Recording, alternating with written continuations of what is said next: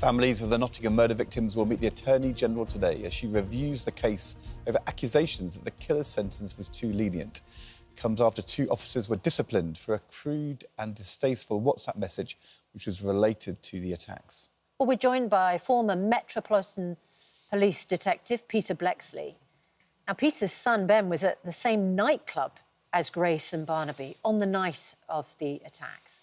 And we're also joined by Mina Smallman, who found the revelations traumatising yesterday of the sharing of that WhatsApp message, because at the time of the murder of her 2 daughters back in 2020, Met police officers shared images of her daughters' bodies. Now, these are your lovely daughters, Mina. Their names are Biba Henry and Nicole Smallman. And you campaigned to stop police misconduct. I mean, yesterday, I think everybody was shocked, disgusted, appalled to hear that this had happened again. No one more so than the families of the victims, who seemingly had not been consulted or informed. They're seeing the Attorney General today to talk about the sentencing, but there seems to be an inquiry of miscommunication, appalling behaviour at every level of this that you will recognise. Yep. And, you know, you'd hope that the job was done. Yeah. The revelations are out and everybody in a senior position would be making it absolutely clear that this can't happen. But it just shows that it is so entrenched within the system that they're still doing it. This was, the message was a WhatsApp message confirmed by Nottingham Police. Not an image, but a written message described as crude and distasteful. Peter, why are police officers still, this is 4 years on from what happened, 3 years on at the time that this happened, it's what happened to Mina's daughters. Why are police still not getting the message? You don't share, you don't send disgusting messages about a murder case and a murder scene. Policing will never be perfect because it's full of people. It never has been, and sadly it never will be. But its reputation is quite rightly in the gutter these days. Anybody who disrespects the dead does not deserve to have a warrant card and does not deserve to hold the rank of constable. In other words, to be a police officer. I'd like to call on the largely, in fact, entirely absent Chief Constable of Nottinghamshire Constabulary, Kate Maynell, and say, we, the public, deserve to see the full text of these messages. She's been absent, nobody's seen her, not heard a peep out of her. Perhaps she can raise her head above the parapet and declare what the full extent of this message was. When you say we, Peter, you aren't just talking there about all the public, but also police officers, former police officers, anybody who knows the important role the police play, because it's so damaging, isn't it, for the morale and professionalism of policing to see this happen. But I guess my question to you is, I mean, is it enough to say, you know, there's always a bad apple in the barrel? These are unusual cases, it's a one-off, or is there something about the way in which information is being shared in WhatsApp groups or whatever, which means that things which actually, when you stand back, it's disgusting and it's shocking, but it seems to be to be prevalent, to be normal. What is going on? The bad apples analogy now, sadly, is laughable. We're talking rotten orchards here.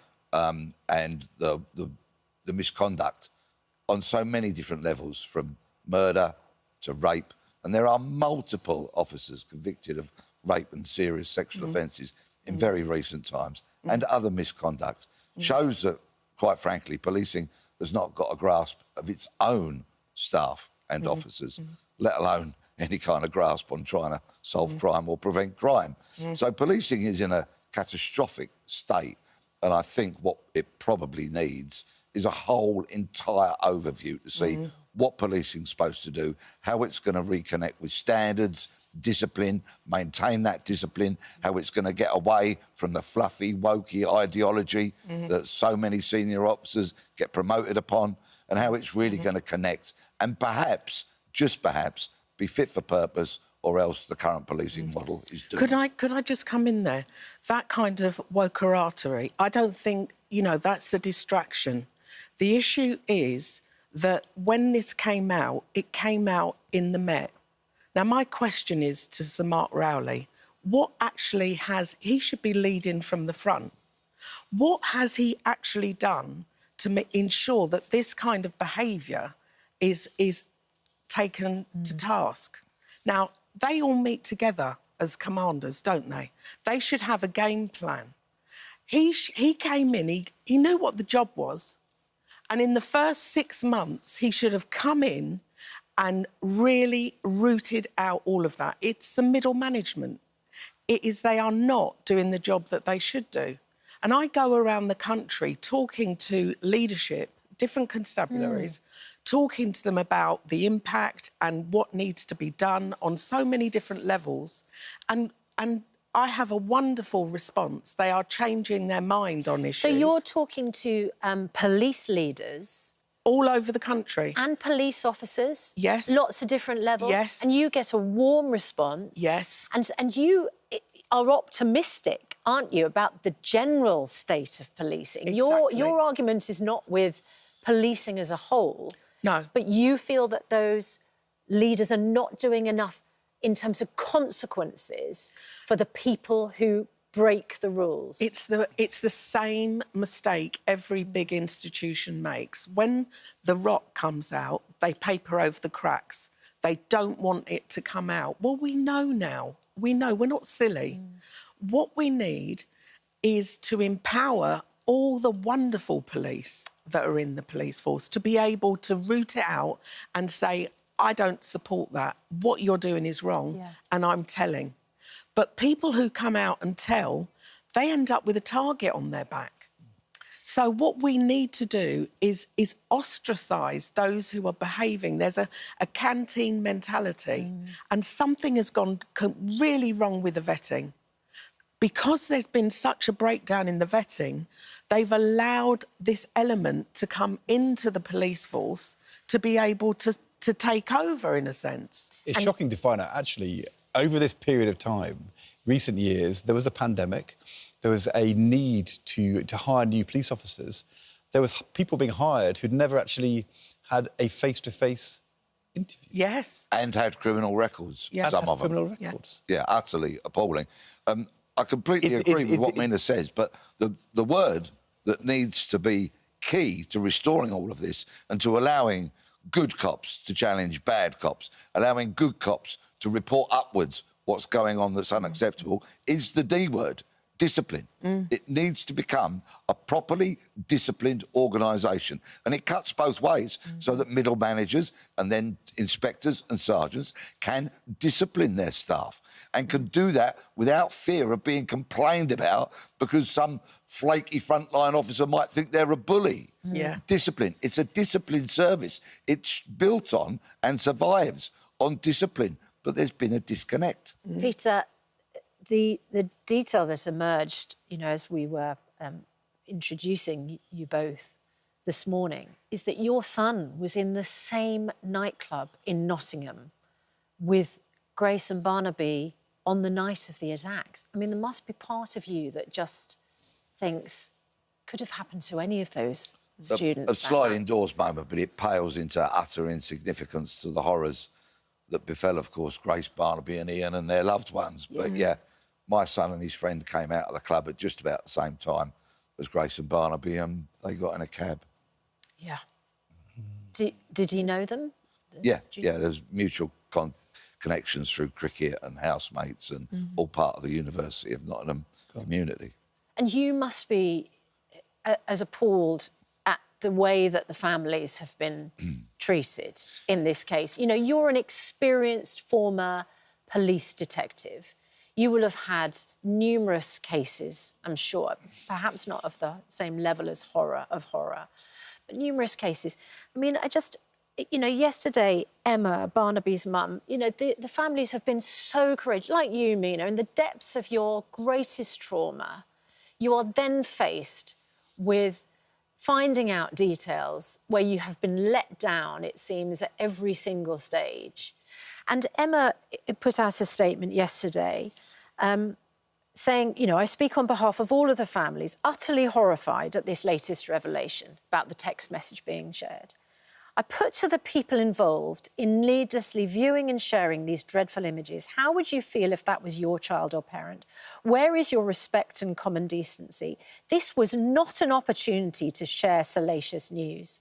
I mean, this must resonate with you, Well, Mina. you know, I was asked yesterday in an interview if I had an opportunity to speak to these officers and try and show them how they have made these families feel, what would I say? And I said, actually, I wouldn't talk to them at all. No.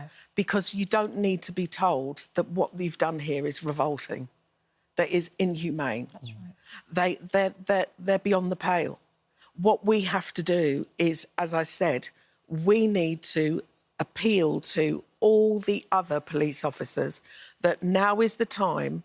And there's this whole issue of, you know, I need to know that who I'm working with has got my back. Yeah. Well, you know, they're not in Vietnam. No, but the victims' families need to know someone's got their back, and there doesn't seem to be someone. You know, what you need, and I think, you know, there is... I was really a disciplined teacher. Kids didn't muck about in my class, but they loved me because I was fair.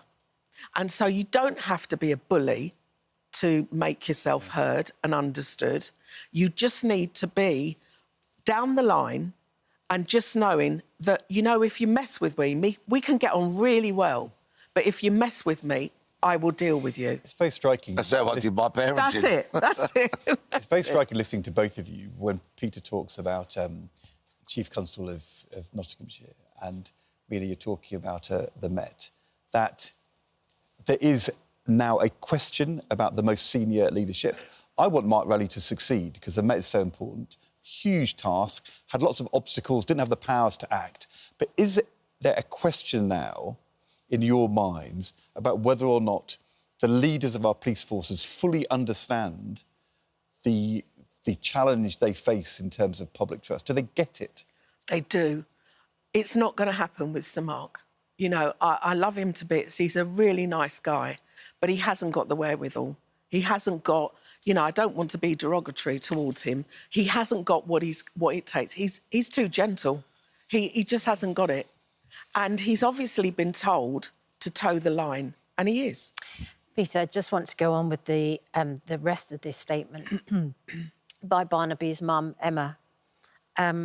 She said, apparently, as well as the WhatsApp group, hundreds accessed files without being involved in the case. It's another car crash for Nottingham Police Force, isn't it? This has been added to the list of other grave concerns and deceptions we have faced from this constabulary. Those in charge must be personally held accountable now. Now, there are 2 points in that statement.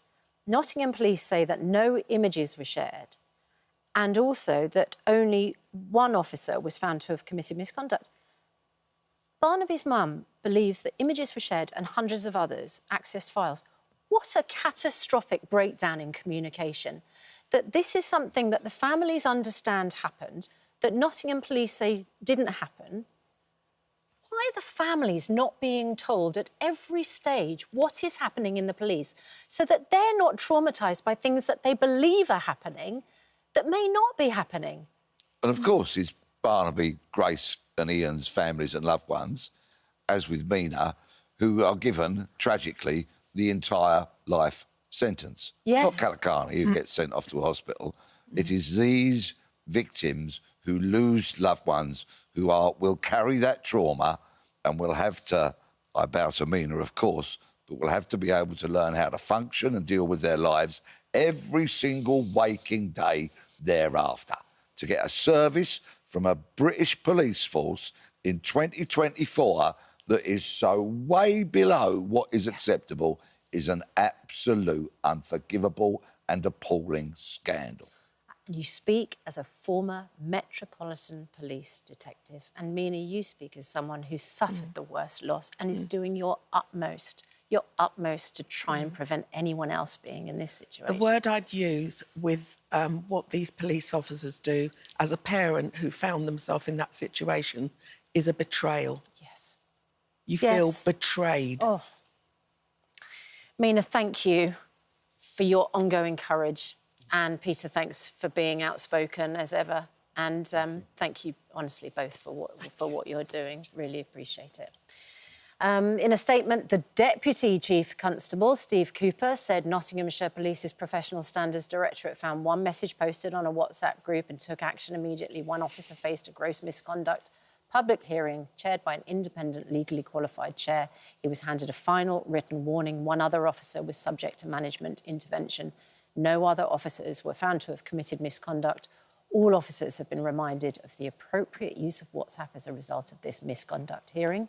And in a statement on police standards, the Met Police told us it's overseen the biggest crackdown on standards in 50 years, dismissed 108 police officers and in the last year suspended 202. But Mina kind of gave her views there about the Met Commander, Sir Mark Rowley, and I think we'd like to ask him to come on because it's really important he succeeds. People want him to succeed.